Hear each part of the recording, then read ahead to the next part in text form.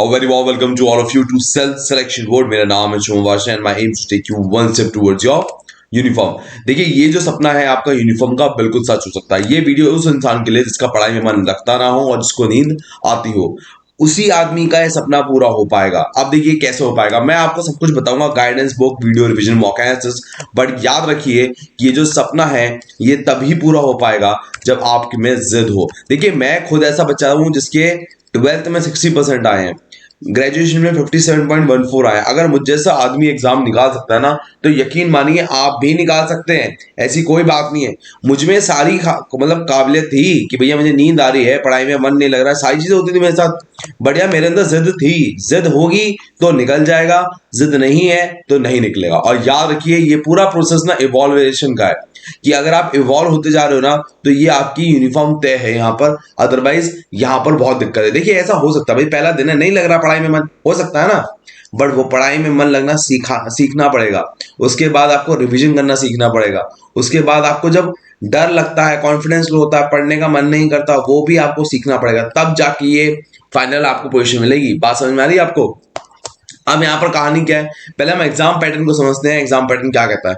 Exam pattern क्या कहता है कि भाई बॉयज के लिए 3 चीजें, इंग्लिश, जीएस, एलिमेंट्री और मैथमेटिक्स, और यहाँ पर 2-2 घंटे का पेपर है और यहाँ पर टोटल 100 नंबर है। बात समझ में आ रही है? वहीं गर्ल्स के लिए सिर्फ ओटी है, सिर्फ ओटी है। मैथ्स नहीं आता है, इंग्लिश और जीएस से काम चलाना पड़ता है। अब मेरी बात ध्यान सुनिए, यहाँ पर टाइमिंग आपको सेम दिख रही होगी और मार्क्स भी यहाँ पर सेम दिख रहे हैं। बट यहाँ पर ना मार्क्स की वेट है। मेरी बात ध्यान सुनिए, मैं क्या कह रहा हूं। अगर आपकी यहां से नजर हटी, दुर्घटना घटी। मेरी बात ध्यान सुनिए, एक क्वेश्चन यहां पर होता है 0.83 का। मैथ्स में एक क्वेश्चन होता है, क्या कह रहा हूं, मेरी बात ध्यान सुनिए, 1 नंबर का। और यहां पर एक क्वेश्चन होता है 0.83 का।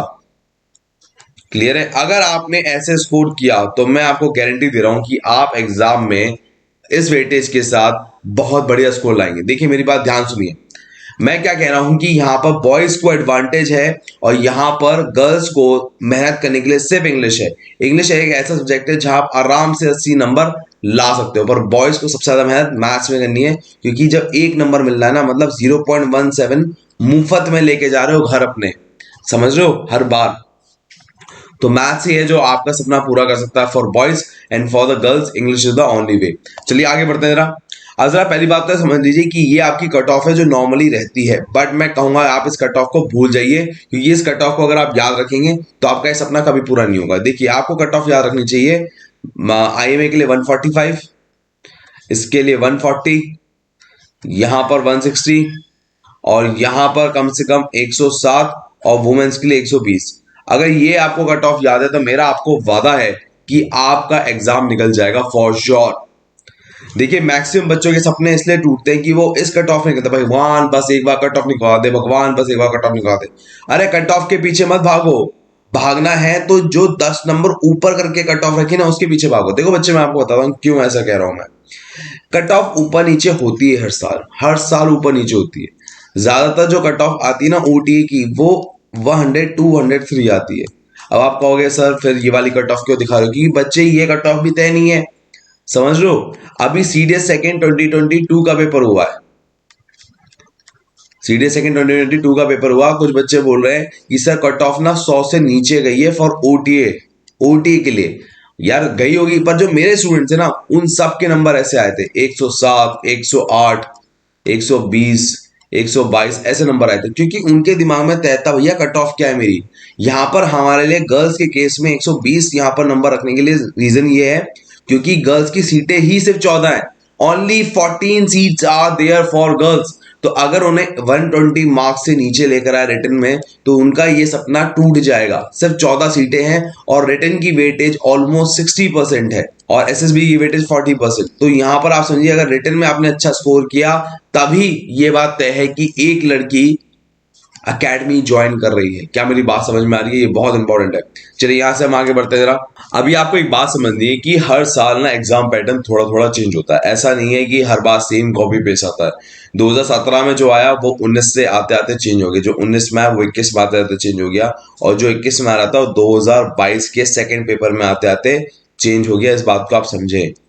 क्लियर है? तो please make sure of one thing, that be ready कि थोड़ा थोड़ा एग्जाम का पैटर्न तो बदलेगा ही।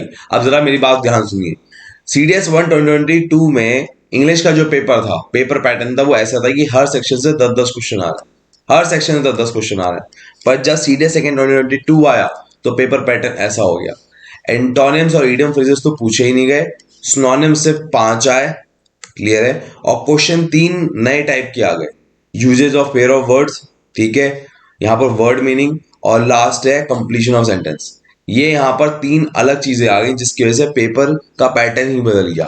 अब मेरी बात ध्यान सुनिए, ये पेपर का पैटर्न नहीं बदला है, ये झूठ बोल रहा है। अगर आपसे कोई कह रहा है ना पेपर का पैटर्न बदल गया, वो झूठ बोल रहा है। मेरे स्टूडेंट्स के कभी भी ऐसा नहीं हुआ कि बॉर्डर लाइन से पास हो रहे हैं। मेरे को किसी ने बताया कि सर मैं बॉर्डर लाइन से पास हो रहा हूँ। दे ऑलवेज टेल मी कि सर ये जो आपने सिलेबस बताया था ना, ये जो 2 लाइन में लिख के भेजा यूपीएससी ने, वो हम समझ गए थे और इसी के अकॉर्डिंग हमने तैयारी की और हो गया। और आप भी समझ लें, अगर आप इस बात को नहीं समझ रहे तो आपके सपने टूटने की कगार पे हैं।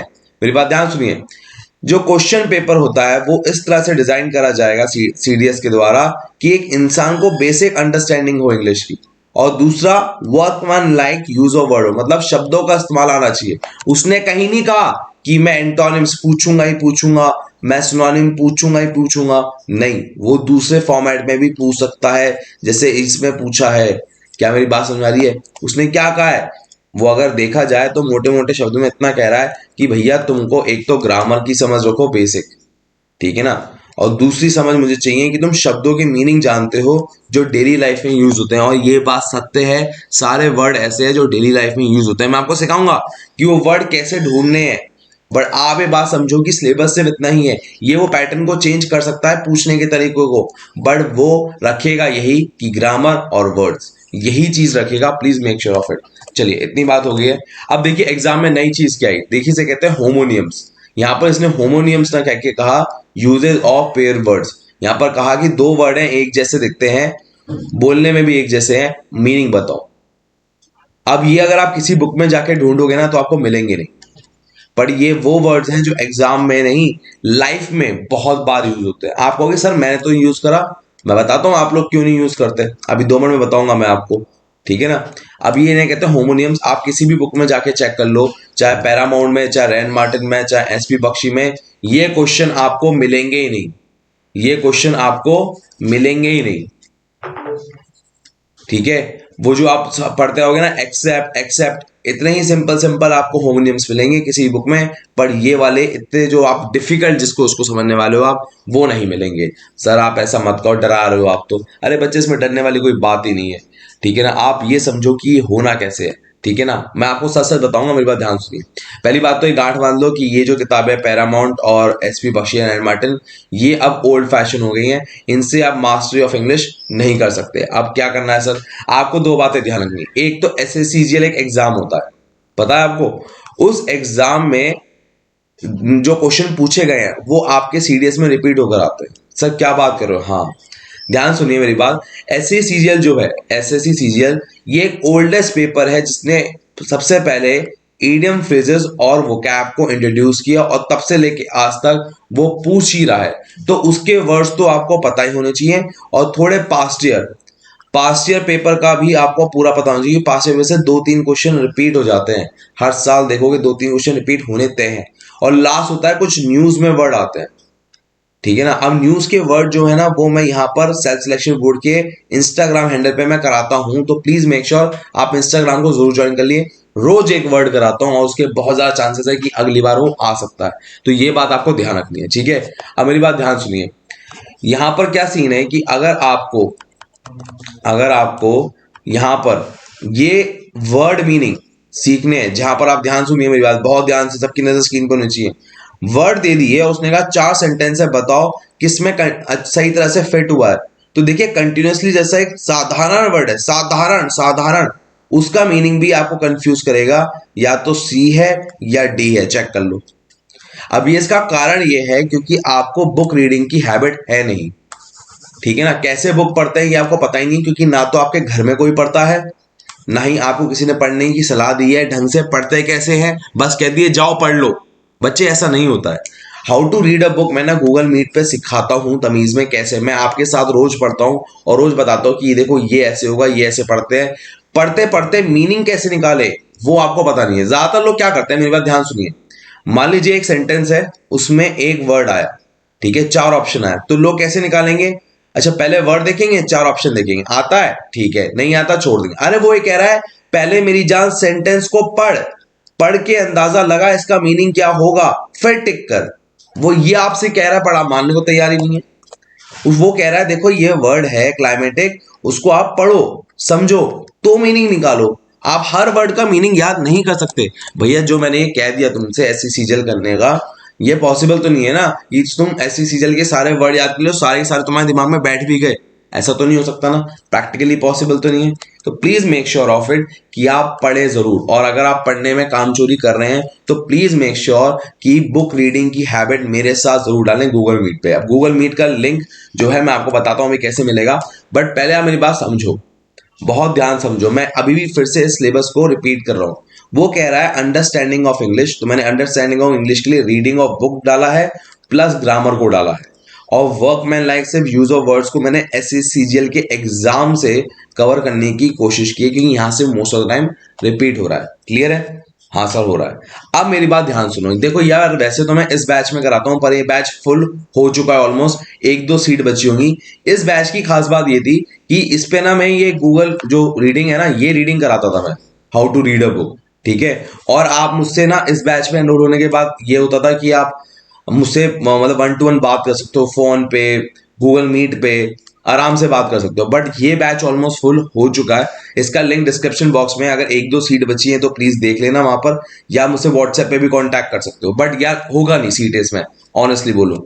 आपके पास जो एक आखिरी बैच बचा है ना, वो यही बचा है कि आप इंग्लिश ग्रामर वाले बैच में देख लो। वहां पर भी अगर आप आ रहे हो तो मैं आपको वादा कर रहा हूं कि मैं आपको 1-to-1 टाइम जरूर दूंगा वहां पर। ठीक है, कि आपकी अगर इंग्लिश कमजोर है ना, उसको ठीक करने की जिम्मेदारी मेरी है।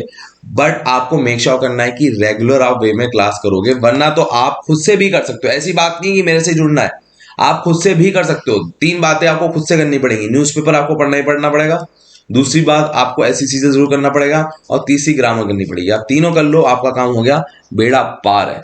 क्लियर है? ये आप कर सकते हो। अब जो ये वाला कोर्स है इसका लिंक मैंने डिस्क्रिप्शन बॉक्स में दे दिया है, आपको इसको करने के बाद कहीं जाने की जरूरत नहीं पड़ेगी। But please make sure of one thing कि जो मेरे पास आते हैं ना बच्चे, वो मेहनती होते हैं, तभी मैं उनकी मदद कर पाता हूँ। ये जो उन्होंने इतना बड़ा रिव्यू लिखा है ना, वो तब लिख पा रहे हैं क्योंकि उन्होंने मेहनत करी है। मैं तो यार पढ़ा सकता हूँ, तुम नहीं पढ़ोगे तो ऐसे रिव्यू लिखने का मौका नहीं मिलेगा। ऐसी कहानियां तो अपनी बताओगे नहीं, सर मेरा एग्जाम निकल गया, ये वो ऐसे, ऐसा तुम्हारे पास कुछ होगा ही नहीं। तो प्लीज मेहनत करो, अगर मेहनत कर ली तो हो गया। अब आते हैं हम ग्रामर वाले हिस्से पे। क्लियर है? अच्छा एक बात बता दूं, ये वाला जो बैच है, ये वाला शेरशाह, ये खाली बॉयज के लिए है। ठीक है ना? इसमें एक जो गर्ल्स वाला बैच है ना, उसमें सीटें बाकी है, ओटीए के लिए मतलब, उसमें सीटें बाकी। अगर आपको मन है तो आप एनरोल हो सकते हो, लिंक डिस्क्रिप्शन बॉक्स में, कूपन कोड यूनिफॉर्म है। ठीक है, चलो अब आगे बढ़ते हैं जरा। स्पॉटिंग एरर की बात करें। स्पॉटिंग एरर में ना नॉर्मली लोगों को क्या लगता है कि यार ये ना पढ़ने में जो लगता है ना उस पर टिक कर दो। ज्यादातर लोगों का क्या मानना है, जो पढ़ने में लगता है उस पर जाके आप टिक कर दो। अब इसमें क्या गलती होती है, नॉर्मली लोगों को मानना होता है सेंटेंस कैसा बनता है, subject, helping verb, main verb, object, ये लोगों का मानना होता है। क्लियर है? पर एक्चुअल में सेंटेंस कैसा होता है, वो इन चीजों में होता है। सेंटेंस के स्टार्टिंग में एडवर्ब प्रीपोजिशन आ सकती है, देखो यहां पर आई है, फिर सब्जेक्ट आएगा, उसके बाद आपके पास यहां पर हेल्पिंग वर्ब, मेन वर्ब आती है, फिर एडजेक्टिव, एडवर्ब, नाउन, प्रीपोजिशन, और उसके बाद कहीं जाकर ऑब्जेक्टिव आता है। और देखो बचपन से लेके आज तक तुम्हें क्या झूठ बताया जा रहा है, subject, helping verb, main verb, object. ऐसा नहीं होता मेरे बच्चे, यही तो बात समझनी है। ऑब्जेक्ट के बाद कंजक्शन आ सकता है, जैसे यहां पर देखिए आप, ये ऑब्जेक्ट आ गया, इसके बाद कंजक्शन आ गया। कंजक्शन जैसे ही आया तो याद रखिए उसके बाद दोबारा हेल्पिंग वर्ब का इस्तेमाल हो सकता है, और देखिए हो गया। समझ रहे? ऐसे बनता है प्रॉपर सेंटेंस। तो आपको जिसने पढ़ाया ना आज तक subject, helping verb, main verb, object school के अंदर, वो एकदम गलत पढ़ाया था। अगर आप ये मेथोडोलॉजी नहीं समझे कि सेंटेंस का स्ट्रक्चर कैसे बनता है, ये स्पॉटिंग एरर आप पूरी जिंदगी लगा लो, 10 में से 5 ही होंगे, और जो गलती आज हो रही है वो कल भी होती रहेगी। क्या मेरी बात क्लियर है? आगे बढ़ते हैं जरा हम। अब हम जरा समझते हैं कि ऑर्डरिंग ऑफ वर्ड्स, ऐसी चीजों में कंफ्यूजन कैसे होता है। आप कहोगे सर ऑर्डरिंग ऑफ वर्ड तो मैं 10 में से ना 8 सही कर देता हूँ। मेरे बच्चे, जो आप 10 में से 8 सही कर रहे हो ना, बहुत ही घटिया स्कोर है। ये 10 में से 10 सही करने वाली चीज है ये, समझ रहे हो? आप ना हर जगह से दो दो क्वेश्चन का गलत करोगे ना, बहुत सारे क्वेश्चन गलत हो जाते हैं। मैं आपको एक बात का लॉजिक दे रहा हूं, मेरी बात ध्यान सुनना बहुत ध्यान से।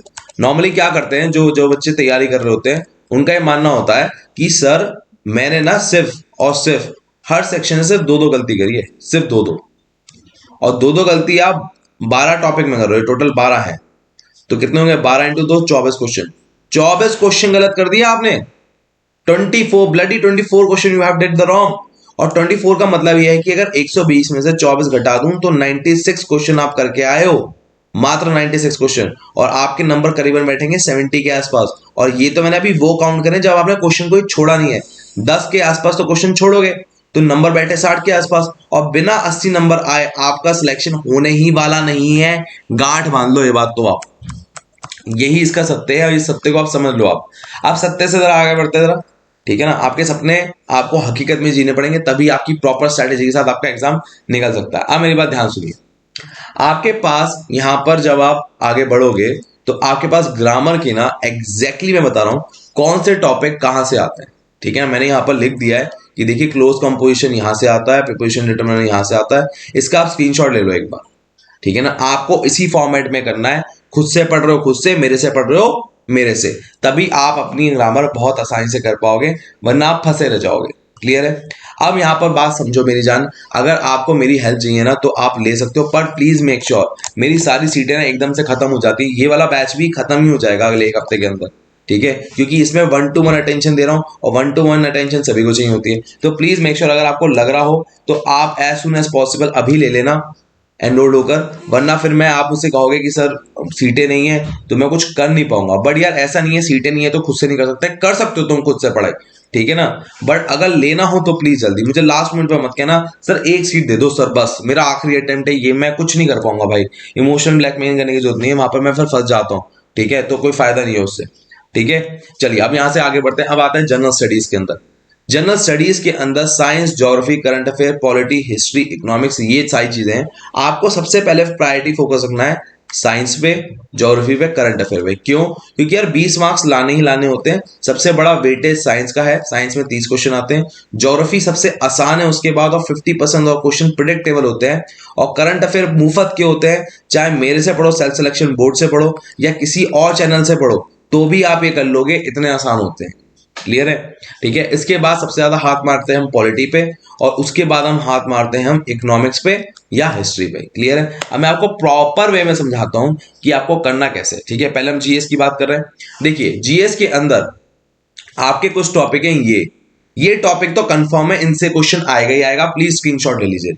बाकी आपको 9-10 की एनसीईआरटी आपको पढ़नी ही पढ़नी है। 9-10 की एनसीईआरटी बोल रहा हूं, सिर्फ 9-10 की एनसीईआरटी। सर 11-12 की नहीं आएंगे बच्चे, एक बार आया था 2019 में एक पेपर आया था, उसमें 11-12 की आई थी, उसके बाद से लेके अभी तक नहीं आया है, ठीक है ना। अब सर 11-12 का कोई टॉपिक आ गया तो बच्चे मैं बता देता हूं, पर खुद से ना पढ़ नहीं पाओगे, ठीक है ना। कोई या तो गाइडेंस करने वाला चाहिए, ठीक है, या तो आप मेरे साइंस के कोर्स में एनरोल्ड हो, ठीक है ना, तो मैं आपकी मदद कर सकता हूं, जैसे इन बच्चों की मैंने मदद कर दी, ठीक है ना। तो साइंस का कोर्स भी है, अगर आप इस नंबर पे जाओगे और वहां पर आप लिखोगे साइंस व्हाट्सएप पे, तो आपको साइंस का कोर्स मिल जाएगा। बट आप खुद से कर सकते हो, मैं टॉपिक बताता हूं जो आपको खुद से करने होंगे अगर 11-12 के करना हो। एक तो आपको करना है बायोमोलिक्यूल्स, ये चैप्टर आता ही आता है। इसके बाद आता है वेक्टर, ठीक है। इसके बाद आता है measurement and dimension, measurement and dimension, ये वैसे मैंने सब करा रखे हैं अपनी क्लास में, बट ये आपको खुद से करने पड़ेंगे, बट ये रेयर है। भाभी भी बोल रहा हूं, ये जो टॉपिक्स है ना ये बहुत रेयर है 11-12 के। लास्ट टाइम सिर्फ 2019 में आए थे, उसके बाद से नहीं आया। लास्ट इसमें नॉर्मेलिटी, मोरालिटी एंड मोलालिटी। क्या मेरी बात समझ में आ रही है? तो ये आपको करना ही करना है, तभी आपका फायदा हो पाएगा। क्लियर है। चलिए यहां से हम आगे बढ़ते हैं जरा। अब आते हैं ज्योग्राफी। ज्योग्राफी एक ऐसा सिलेबस है या एक ऐसा सब्जेक्ट है जिसमें 50% से ज्यादा क्वेश्चन आप प्रेडिक्ट कर सकते हो कि आएंगे क्या। Let me show you. देखिए ये वाले आप टॉपिक्स देख रहे हो, ये टॉपिक हर साल हर एग्जाम में आते ही आते हैं, चाहे वो सीडीएस हो, चाहे वो एनडीए हो, चाहे वो कोई और एग्जाम हो जिसमें ज्योग्राफी आती है। ये फिक्स क्वेश्चन है, और इसलिए मैंने कहा 50% ऑफ क्वेश्चन आप डिफाइन कर सकते। देखिए टोटल 15 के करीबन क्वेश्चन आते हैं, और ये टोटल 12 टॉपिक है जो हमेशा रिपीट होते हैं, तो आप ये एज्यूम कर सकते हो कि आप करीबन 6 के आसपास तो मिल ही जाएंगे। जैसे फॉर एग्जांपल इसी सीडीएस की बात करूं, ये जो आप क्वेश्चन देख रहे हो ना ये क्लाउड का है, और देखो क्लाउड इसमें टॉपिक होगा। ये देखो अगला, देखो जरा यहाँ पर लिखा है लेक, ये देखो लेक होगा यहाँ पर, मैं पक्की बात बता रहा हूँ। ये रहा लेक बॉटम में देखो। और क्या है यहाँ पर है ओशन करंट, देखो ओशन करंट होगा यहाँ पर, गारंटी की बात है, ये रहा। ठीक है, ये कुछ सैंपल दिखाए मैंने, तो ये आपको टॉपिक करने ही करने।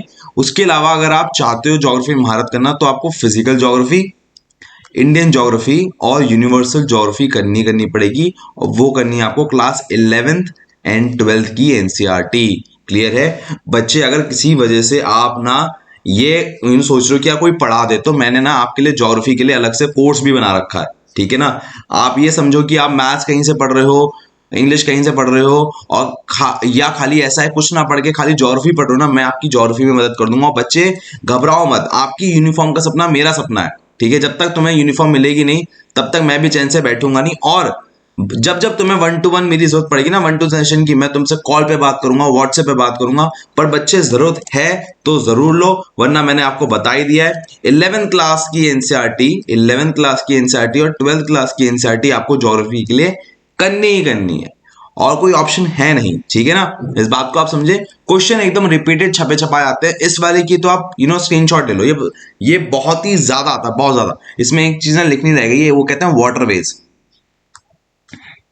वाटरवेज क्या होता है? अगर मान लो ये हमारा साउथ इंडिया है, और यहाँ पर मान लो कोलकाता है, यहाँ पर हमारा चेन्नई है, यहाँ पर हमारा बेंगलुरु है। तो अगर मान लो आपको कोलकाता से चेन्नई जाना हो ना, तो आज की तारीख में पहले कोलकाता से बेंगलुरु जाना पड़ेगा, और बेंगलुरु से फिर चेन्नई जाना पड़ेगा। ठीक है ना, तो आज की तारीख में अगर आप इस चीज को बदलना चाहते हैं तो वाटरवेज एक तरीका है। कैसे? यहाँ से शिप पकड़ो और शिप की मदद से चेन्नई आ जाओ। समझ लो, ये वाटरवेज पे बहुत क्वेश्चन आते हैं, इस साल भी आया था। ठीक है ना, जब आप सीडीएस का पेपर देखोगे तो आपको मिलेगा वाटरवेज पे क्वेश्चन, बहुत पॉपुलर, बहुत ट्रेंडिंग पे चल रहा है। चलिए, यहाँ तो हो गई बात, यहाँ तक आपको समझ में आ गया है। अब यहाँ से हम आगे चलते हैं। देखो, जनरल स्टडीज के अंदर आपके पास साइंस हो गई, ज्योग्राफी हो गई, करंट अफेयर करना बहुत जरूरी है। लास्ट 9 मंथ की आती है, जिस महीने आपका एग्जाम है ना, उससे पहले 9 मंथ उठा लो, उसके करंट अफेयर आपके लिए आएंगे ही आएंगे। मेरी बात ध्यान सुनो, ये वो 15 टॉपिक है जहां से आते ही आते हैं। 15 टॉपिक टोटल करंट अफेयर आती है 16 से लेकर 18। ठीक है, जिसमें से अकेली डिफेंस जो करंट अफेयर है, डिफेंस ये रही, ये अपने आप में 3 से 4 क्वेश्चन ले आती है। ये वो टॉपिक है जो आने ही आने हैं। मेरे से करो, किसी और से करो, ये टॉपिक को ध्यान में रख के करो। अगर आप इन टॉपिक को ध्यान में रख के कर रहे हो ना, आप कभी फेल नहीं होगे, मेरा आपसे वादा है, ये आना ही आना है। क्लियर है? Please make sure of it. अब यहां पर आपको एक बात और समझनी है कि जो जनरल स्टडीज है उसमें एक नेक्स्ट टॉपिक जो हमारे सबसे ज्यादा फोकस में रहेगा वो है पॉलिटी। पॉलिटी में ना एक होता है कॉन्स्टिट्यूशन मेकिंग। ध्यान सुनना मेरी बात, मैं क्या कह रहा हूं, कॉन्स्टिट्यूशन मेकिंग ये नहीं करना है। क्या बोल रहा हूं? कॉन्स्टिट्यूशन मेकिंग बिल्कुल भी नहीं करना है। इससे बहुत रेयर कोई एक क्वेश्चन आता है, और वो भी एक क्वेश्चन ये आता है कि बताइए कौन से देश से हमने डीपीएसपी ली, कौन से देश से हमने प्रीएम्बल लिया। ये सब आता है, बस एक क्वेश्चन जो हाईएस्ट चांसेस हैं। अदरवाइज कॉन्स्टिट्यूशन मेकिंग से क्वेश्चन नहीं आता है, मैंने यहां पर लिखा भी नहीं है। आपको ध्यान रखना है fundamental right, fundamental duties, DPSP, writs के बारे में पढ़ना है। उसके बाद हमारा सिस्टम कॉन्स्टिट्यूशन काम कैसे करता है इसके बारे में पढ़ना है, पंचायती सिस्टम के बारे में पढ़ना है, और इसके बाद यहां पर आपको पढ़ना है कि जो मैंने आपको बताया था कौन सी कंट्री से हमारे कॉन्स्टिट्यूशन का कौन सा हिस्सा लिया गया है, ये पढ़ना है। और लास्ट में शेड्यूल एंड पार्ट्स पढ़ के खत्म। इतना ही पढ़ना है। पर आपको ना एक बात और ध्यान रखनी, मेरी बात बहुत ध्यान सुनेंगे सारे बच्चे। अगर आप तैयारी कर रहे हैं सीडीएस की, तो आप ना जो प्रैक्टिस करेंगे पॉलिटी की, वो एक किताब आती है, वो आती है मृणल करके आती है, आईएएस की किताब आती है। सर आईएएस की? हाँ यार, आईएएस की आती है, प्रीलिम्स की आती है, वो उससे प्रैक्टिस करना। आपकी जो पॉलिटी में क्वेश्चन आते हैं ना, स्टेटमेंट वाइज आते हैं, मतलब लंबा से एक स्टेटमेंट लिखा होगा, और तब वहां पर आपको पूछा जाएगा कि बताओ कि ये स्टेटमेंट सही है कि नहीं है, ऐसा होता है। तो बहुत अच्छा है, प्लीज मेक श्योर आप वहां से पढ़ना जरूर। ठीक है ना, वरना मैंने अपने पॉलिटी के जो कोर्सेज हैं उसमें तो मैंने डाला ही है, जो बच्चे एनरोल्ड होंगे उनके लिए। याद रखना बच्चा, मैं आपके साथ कोई पार्शियलिटी नहीं करूंगा। जो फुल लेंथ वाले कोर्स होंगे उनसे मैं 1-to-1 बात करता हूं, आपसे भी करूंगा। तो प्लीज मेक श्योर अगर आपको मेरी जरूरत है तो आप जरूर एनरोल हो लेना। एनरोल होने के लिए आपके पास यहाँ पर एक व्हाट्सएप नंबर है, यहाँ पर आप टाइप कर लेना मास्टर, और मैं आपको वो लिंक दे दूंगा, ये वाला। क्लियर है? या मैंने इसके लिंक डिस्क्रिप्शन बॉक्स में भी दे रखा है, आप डिस्क्रिप्शन बॉक्स में देख सकते हो। देखो ये बैचेस तो बहुत जल्दी फुल हो जाते हैं, शेरशाह, AFA IMA आने के लिए, और कीर्ति, ये इसमें थोड़ी सीटें मैं अभी आपको दोबारा बोल रहा हूँ, तो please make sure make a decision wise and जल्दी लेना जो भी लेना, ठीक है ना, वरना खुद से तो आप पढ़ाई कर सकते हो, मैंने आपको सारे सोर्सेज बता दिए। मीनवाइल मैं आपको कुछ और बातें बताना चाहूंगा, मेरी बात ध्यान सुनिएगा। मैंने आपको करंट अफेयर खत्म कर दिए, पॉलिटी खत्म कर दिए, बट अब जो आपके सामने आगे बचा है वो मैथ्स। सर हम हिस्ट्री की बात नहीं करेंगे, हम इकोनॉमिक्स की बात नहीं करेंगे, इकोनॉमिक्स से तो 15-20 क्वेश्चन आते हैं, हिस्ट्री से हम बात नहीं करेंगे। बच्चे अगर मैं हिस्ट्री की बात करूं तो मैं आपको शॉर्ट में एक बात बताना चाहूंगा। क्या बताना चाहूंगा? हिस्ट्री में ना जो एंशिएंट हिस्ट्री है उसको आप मत करो, आप करो मिडिवल हिस्ट्री को और मॉडर्न हिस्ट्री को, ठीक है ना। बुक का नाम है स्पेक्ट्रम। बट सर कुछ इंपॉर्टेंट क्वेश्चन जैसे आपने साइंस में बताया, ज्योग्राफी में बताया, पॉलिटी में बताया, बच्चे हिस्ट्री में ऐसा ना इंपॉर्टेंट नहीं होता, क्योंकि हिस्ट्री में ना अनप्रेडिक्टेबल आता है, बहुत ज्यादा अनप्रेडिक्टेबल आता है। इसमें से मिडिवल हिस्ट्री और मॉडर्न हिस्ट्री सबसे ज्यादा प्रेडिक्टेबल है। एंशिएंट हिस्ट्री प्रेडिक्टेबल नहीं है, एंशिएंट हिस्ट्री से आता ही एक क्वेश्चन है, क्लियर है। तो मिडिवल हिस्ट्री, मॉडर्न हिस्ट्री पे आप ज्यादा ध्यान दो। स्पेक्ट्रम एक बहुत अच्छी किताब है जिसको आपको फोकस में रखना चाहिए, या एक हिस्ट्री थीम्स करके किताब आती है, उसको भी आप पढ़ सकते हैं, क्लियर है। Please make sure of it. अच्छा एक बात और मैं बताऊंगा, इकोनॉमिक्स की बात करें, देखिए इकोनॉमिक्स दो हिस्सों में बटी हुई है, पहली इकोनॉमिक्स है माइक्रो और दूसरी इकोनॉमिक्स है मैक्रो। आपको पढ़नी है मैक्रो।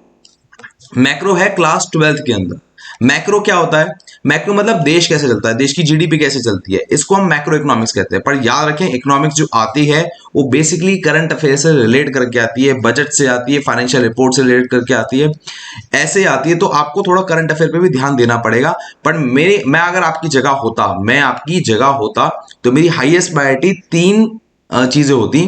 पहली साइंस, दूसरी करंट अफेयर, फिर ज्योग्राफी, और इसके एडिशन में कि भैया इस पे कहीं नंबर कट जाए तो मैं बच जाऊं, तो यहां पर होता मेरा पॉलिटी, ठीक है। और टाइम बचता तो मैं इकोनॉमिक्स और हिस्ट्री पे ज्यादा ध्यान देता। बट मैं एक बार जरूर देखता, मतलब ऐसा नहीं है कि रिवीजन हार्डकोर फॉर्म में, हार्डकोर रिवीजन में हिस्ट्री और इकोनॉमिक्स का नहीं करता, मैं करता सिर्फ इसका ही करता। और जो इकोनॉमिक्स हिस्ट्री है, तो कई यूट्यूब चैनल कहते हैं कि हमारे यहां से जरूर आएगा क्वेश्चन वगैरह वगैरह, तो उनकी इकोनॉमिक्स हिस्ट्री की वीडियो देख लो, दो चार फंस भी गए तो तुम्हारे मजे आ गए, समझ लो। बट हार्डकोर तैयारी साइंस, करंट अफेयर, ज्योग्राफी और पॉलिटी की ही करनी चाहिए। बात समझ में आ रही है आपको? ठीक है, अब आते हैं मैथ्स पे। देखो मैथ्स ना 2 हिस्सों में बटा हुआ है। पहला हिस्सा है अर्थमेटिक प्लस अलजेब्रा और दूसरा हिस्सा है एडवांस मैथ।